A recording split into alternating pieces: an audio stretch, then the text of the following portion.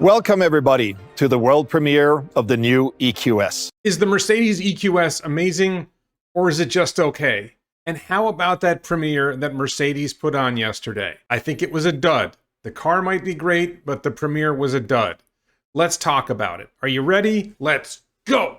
We got several premieres for you today. What you just saw is an example of why I'm going to shred this premiere. We didn't get several premieres, we got one premiere. It was a fluff presentation that sort of talked about the car, mostly didn't. Before I shred this premiere, I do want to say I think the EQS might be a pretty good car, and I want to give Mercedes credit that they actually have let people drive the car outside the company. MKBHD drove the car, a couple of German journalists drove the car. That's a lot better than Lucid Motors, which has been hiding its car and giving people rides but not letting anyone drive it. So I give Mercedes credit for that at least. Our first ever all-electric luxury sedan. Purpose designed on our brand new dedicated electric architecture and offering a revolutionary way of digital interaction with the MBUX Hyperscreen. This is where it starts. I just get frustrated with the fluff, the marketing language. It's all about branding. It's not actually about anything meaningful, anything that stands out. It's electric, it's digital, it's luxury. They're just fluffy words. Is it a good car or not? Tell me about the car. And this is more in being, look, I'm a bit of a curmudgeon, okay? I want things a certain way. I don't give a crap if you have massagers in the seats. I'm not going to use that feature. I want a car that's going to drive well. I want a car that's going to be efficient. I want a car that's going to have range. I want quality, but I want practical quality. And Mercedes isn't my brand, right? Because that's not who I am. It's frustrating to watch the level of mumbo jumbo, throwing big words around as if they mean something. And I get tired of it. Before we dig in more, I want to thank the Vasa law firm in Sweden and all my Patreon supporters for helping this channel grow. You can support the channel on Patreon by clicking the link in the description below. T-shirts as well. Elon, be less wrong. I'm hoping Mercedes can be less wrong in the future. T-shirts in the link below. Check out my book, Fair DUI. Learn how to keep yourself safe in a traffic stop. Link to that in the description below as well. But let's move back into the Mercedes EQS premiere. We believe the EQS combines sophistication, sustainability, high-tech and style like no other car out there. A zero-compromise EV. But of course, we want to know what you think. Really? You want to know what we think? You want to know what the customers think? I don't think so. Where was the opportunity for comment? Where was the journalist FAQ? Where's the feedback from the consumers that help you shape this? I think it's very likely that Mercedes along the way did focus groups and did other things to see what their customer base would like. But at this point, they come up with the vehicle and they don't really want to know what we think. They certainly don't want to know what I think. We know that, but I'm not their customer base. Again, you see the fluffy words, sophisticated, sustainability. They hit the sustainability word so many times. This is a company that has been pumping diesel fumes and gasoline fumes out for decades, and they're still doing it. The vast majority of their vehicles, all their vehicles are still pumping out fumes because this one isn't real yet. And they're pumping this sustainability thing and sophistication. Just keep hitting us with the big words over and over again. Oh my God.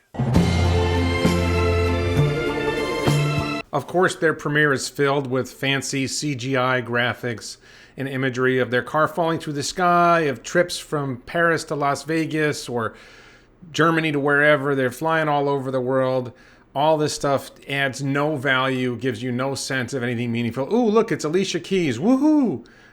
Where's the substance? It's not here. Very fluffy, nice graphics. Okay, give me something more.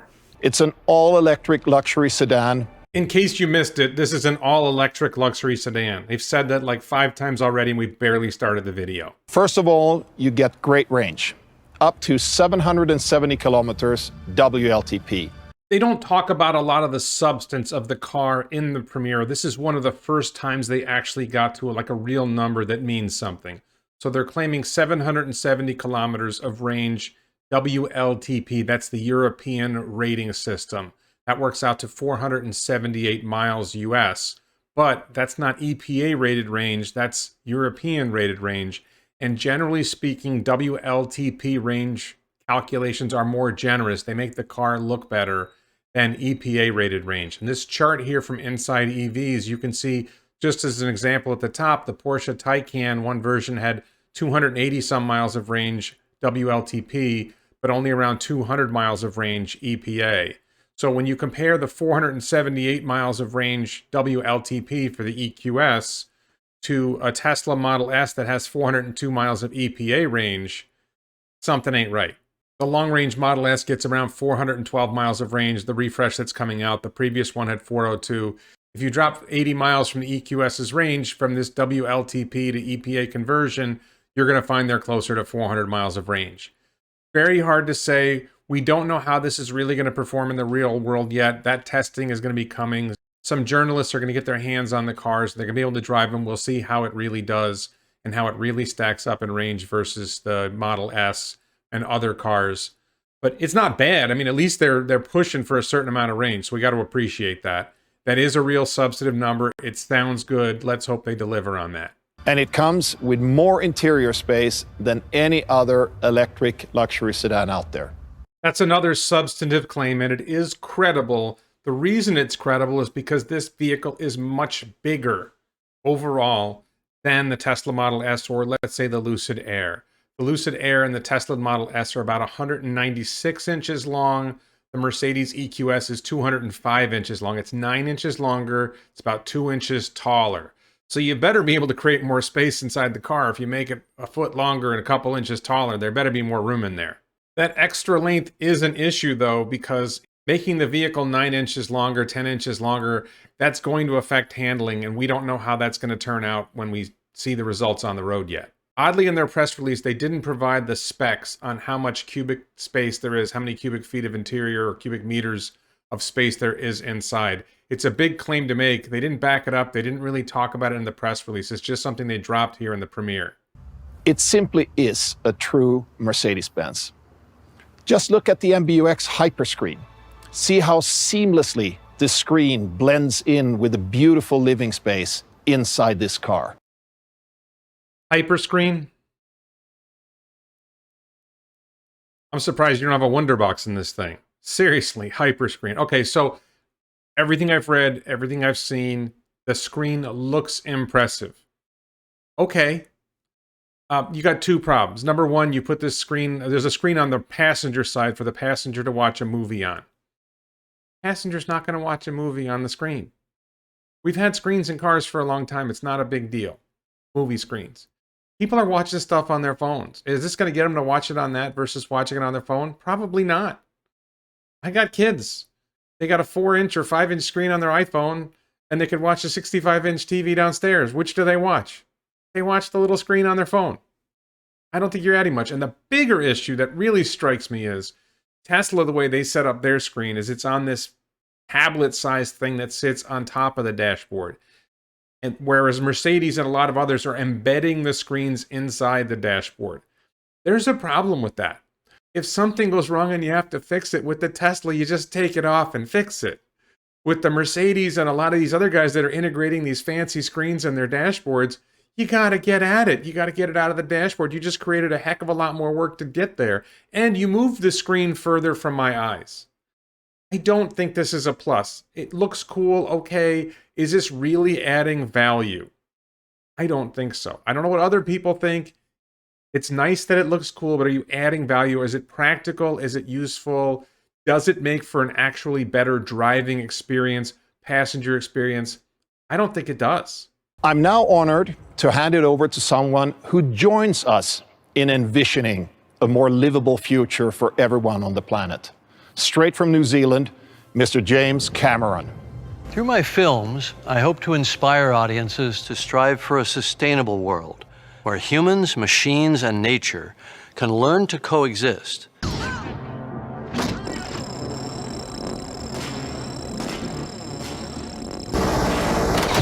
I just don't get the celebrity thing. Who cares what James Cameron thinks about a car? He makes great movies. Who cares what Alicia Keys thinks about the car? I like listening to her music. I like watching her on TV. I don't care what she thinks of the car. I'm not interested in their opinions about sustainability either. What do they know? I like them, do good stuff.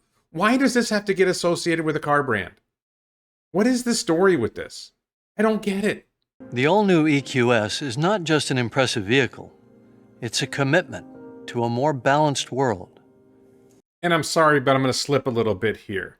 I'm tired of ridiculously wealthy people who are driving $100,000 plus cars and flying around the world in private jets and having massive carbon footprints, trying to tell us they care about the environment and they're trying to make the world a better place and they're leading in this path.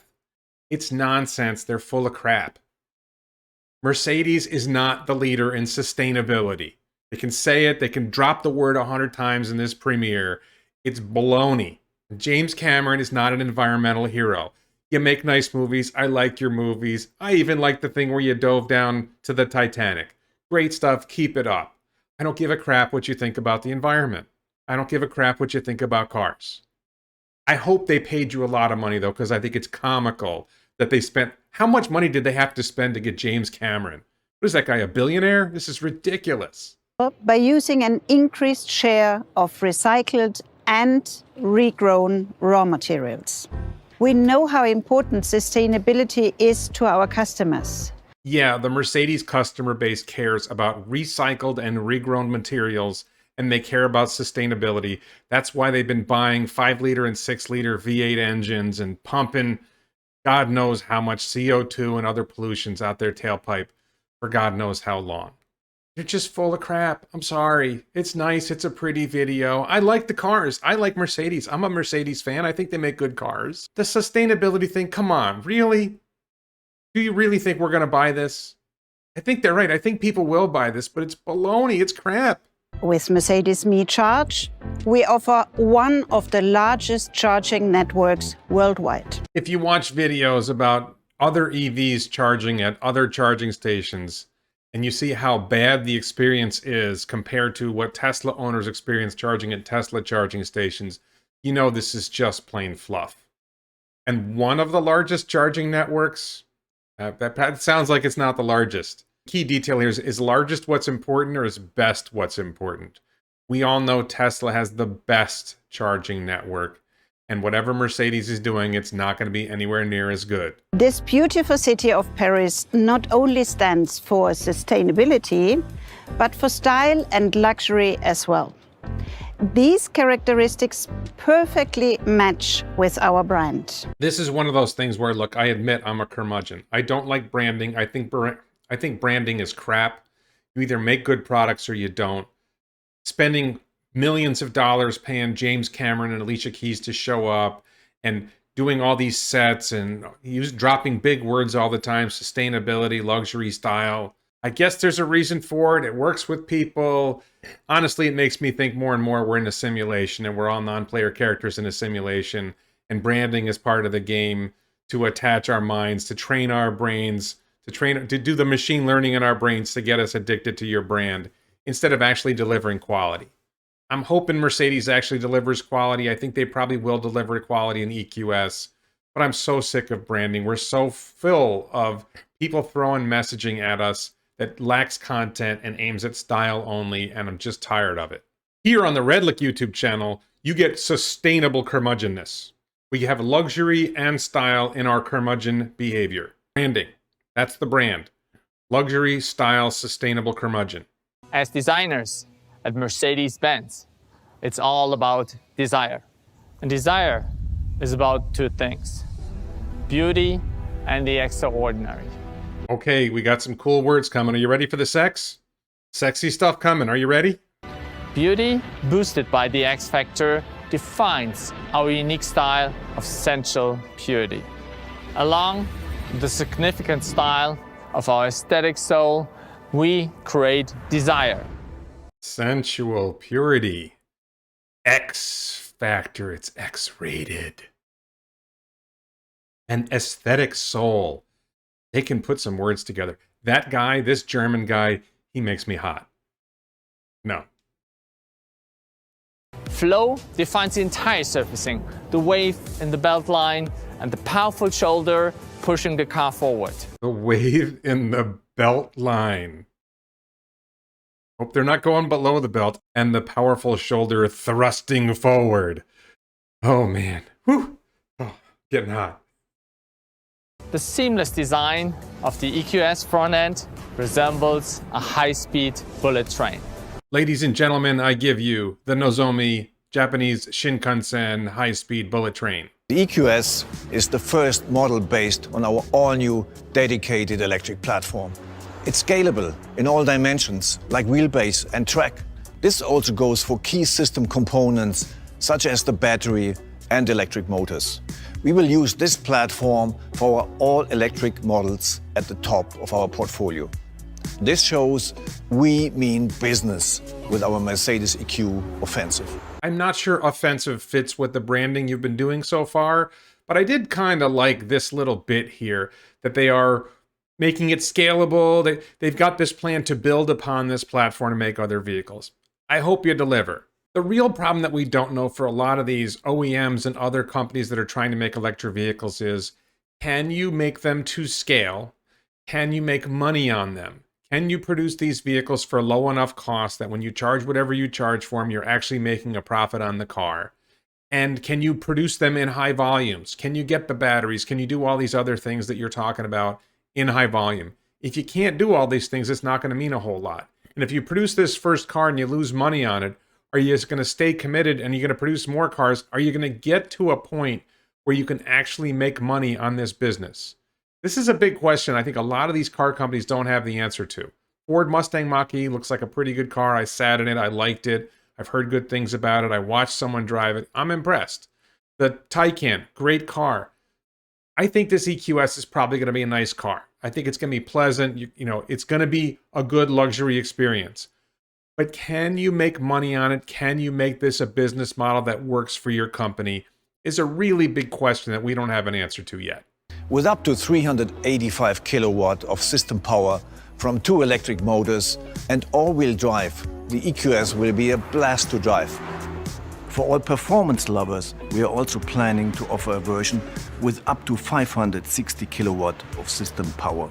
This was another one of those rare moments where there was actual substance in the premiere. They talked about the power of the car. They talked about how they're going to have all-wheel drive available. I don't think the base model is going to have all-wheel drive. They're going to have a higher power model for performance enthusiasts. I think a lot of this stuff is coming in the distant future. I think the initial car is going to be $98,000 for a rear-wheel drive car with less range than they've talked about. It's not going to have the 770 kilometers of range in the initial car. It's going to be less.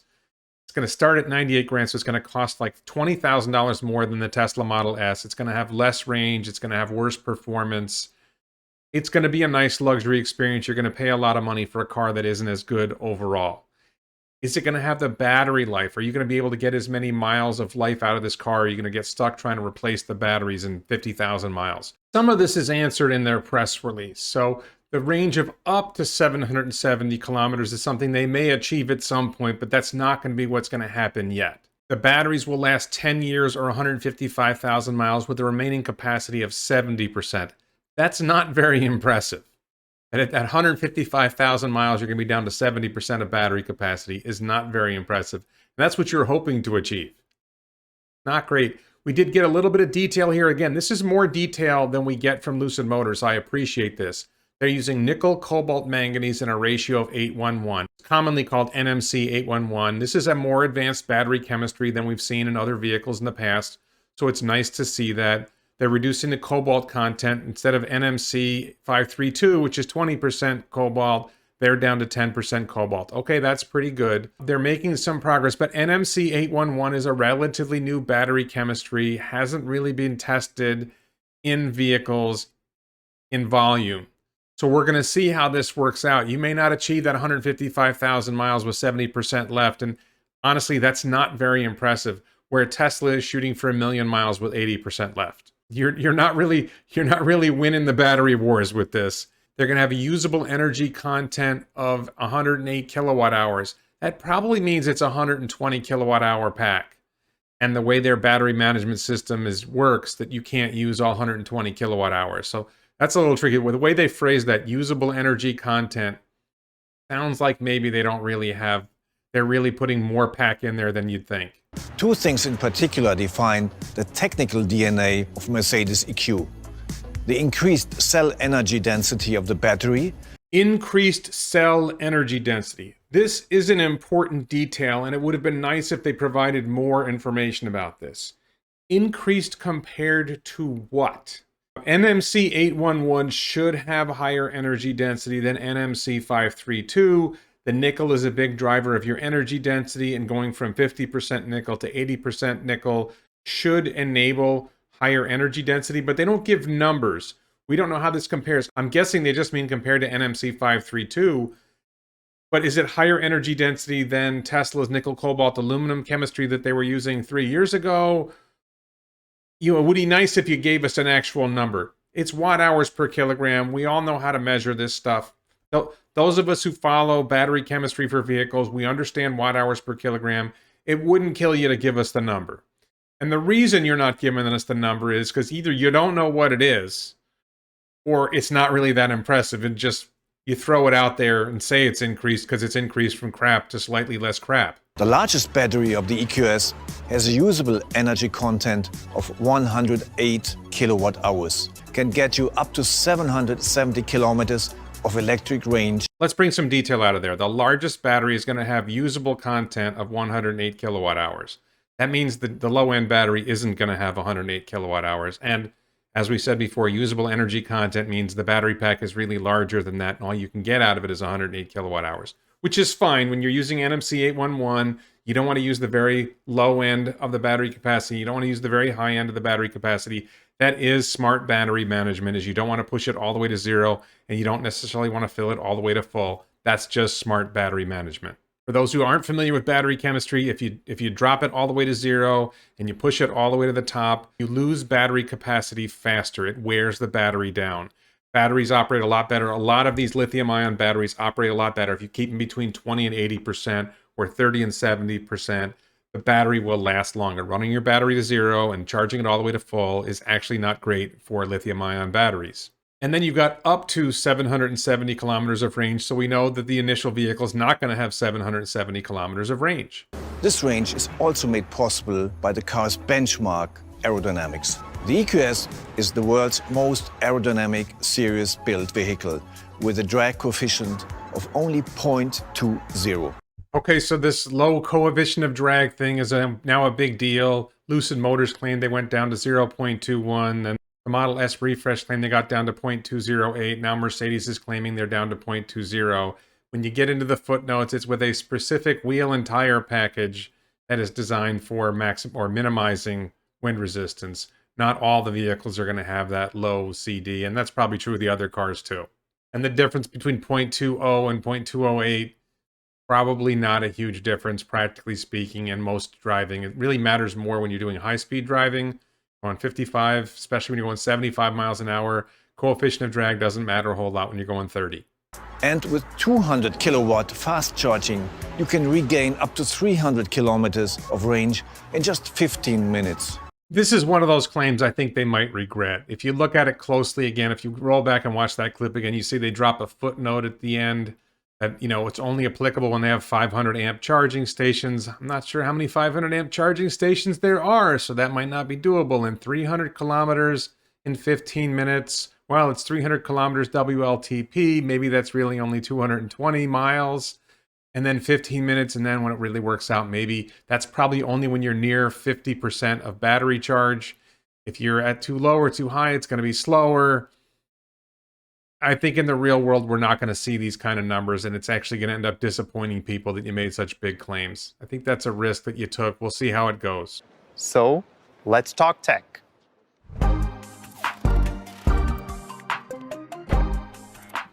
There it is with the footnotes again. If you go back a little bit and watch that, there's a footnote. Features will not yet be available at the time of launch. Our EQS will be able to drive by itself at level 3. So basically what you're saying is you're hoping a couple years after you release this car, you're going to have self-driving software that's almost as good as what Tesla had a couple years ago. This is made possible by intelligent fusion of sensors such as LiDAR, multiple cameras, and radar, as well as the state-of-art software. LiDAR uses a lot of battery, doesn't necessarily work that well. Radar, we've learned, has a low signal-to-noise ratio. That's a potential problem. State-of-the-art software. We know you don't have that because we know Tesla has the state-of-the-art software. Nice try. Our MBUX Hyperscreen is also one of the smartest screens we have ever put into account. Its brain and nervous system has 8 CPUs, 24 gigabytes RAM, and a 46.4 gigabit per second memory bandwidth. How many customers care how many CPUs are in the car? 8 CPUs? So? Memory bandwidth? What is all this doing? How does this matter to the consumer? It's big numbers. Sounds nice. I don't know. The EQS will surprise you with intelligence in many flavors. One of these is navigation with electric intelligence. This means the most efficient route is always calculated to maximize range. The system takes into account charging stops, weather conditions, and topography. I'm not sure I believe that, and I don't like the sound of it. I don't necessarily want my vehicle to navigate based on maximizing range. I might want it to navigate based on getting me there as quickly as possible, and that might not be consistent with maximizing range. And if it's taking topography account and it says, you know what, we don't want to go over that hill because we're going to lose range going over the hill, we're going to take a little bit longer route that's flatter, that's not necessarily what the customer wants. Is this going to be customizable? Is this going to be, this is the way you get it whether you like it or not? That's kind of iffy. And if the car is not driving itself and I don't like where it's navigating, I'm going where I want anyway. How much does this add? To complete the electric driving experience, we have designed a specific soundtrack for the EQS. Some say the car sounds like science fiction. Vroom vroom? Pew pew pew. Really? Sounds like science fiction? Or it becomes your personal concert hall.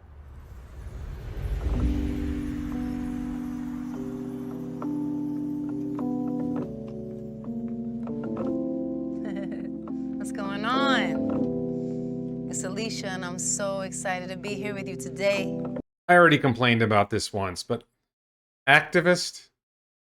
Is this a really common thing for activists to be active in support of European companies run by white people who make hyper expensive cars for wealthy capitalists? What kind of activism is this? And did she ask Mercedes what they're doing to make sure the cobalt they get for their batteries isn't coming from countries where they abuse children in terms of child labor to get the cobalt out of the ground? Cobalt's a tricky substance here. Did she cover that in her activism? Seriously? Come on. This is for you. We are lost and lonely people, and we're looking for a reason, and it's alright. Of course, it's really important in the middle of us showing you our vehicle and how cool it is and all the great stuff about it that we have to have a music video.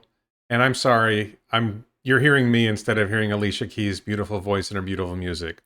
Sorry, but it just seems to me this is kind of odd in a premiere to have a music video in the middle of it. How much did they pay James Cameron? How much did they pay Alicia Keys? These are questions I want the answers to. You feeling good? I like it. I think you should add it to my collection. Of course, we will be happy to help you out with your collection. Looks like she's getting one of the cars. I'm betting she got paid a lot more than that, though. We set out to create the most sophisticated EV on the market. This symphony includes interior space that's second to none in an electric sedan, best-in-class aerodynamics and sustainability, and industry-leading quality, safety, and comfort. It's high-tech in a true luxury shell, because all of this is what our customers expect from an electric S-Class. And this is for you, world. I hope you enjoy this show.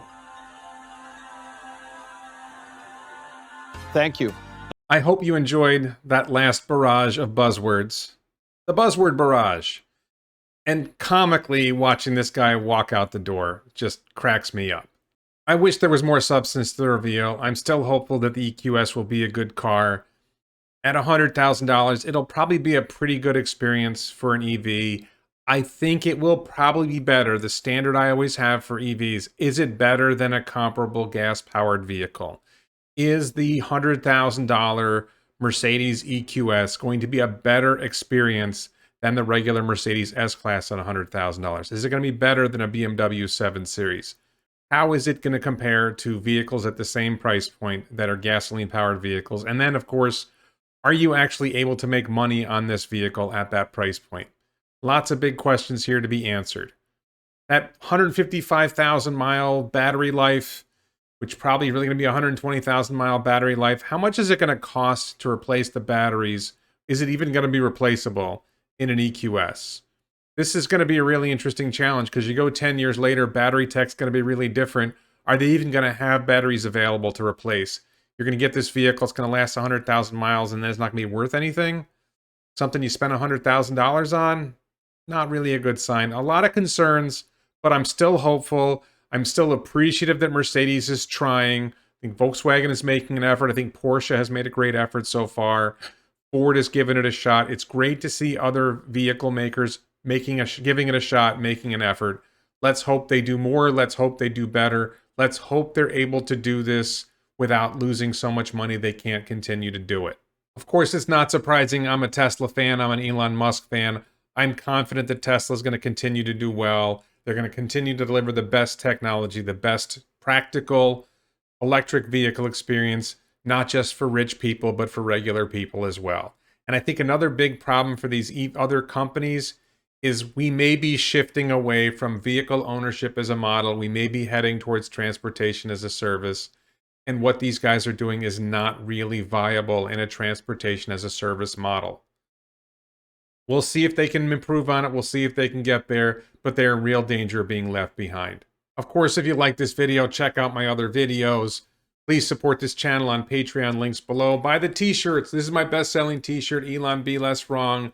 Link in the description below. So buy the book, Fair DUI, help you if you get pulled over by police. And thank you so much for watching.